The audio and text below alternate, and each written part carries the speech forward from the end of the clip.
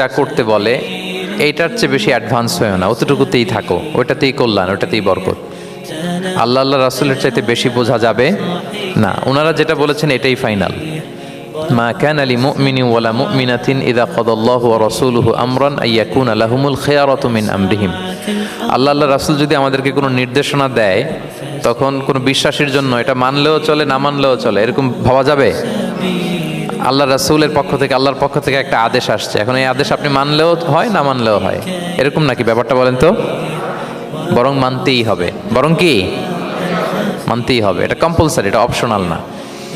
তাহলে সমাজকে শান্তিপূর্ণ করার এক নাম্বার গাইডলাইন হচ্ছে আল্লাহ রাসূলের পক্ষ থেকে যে নির্দেশনা আসবে এটা আপনাকে কম্পালসারি টু অ্যাবাইড বাই, এটা মানতেই আপনাকে হবে।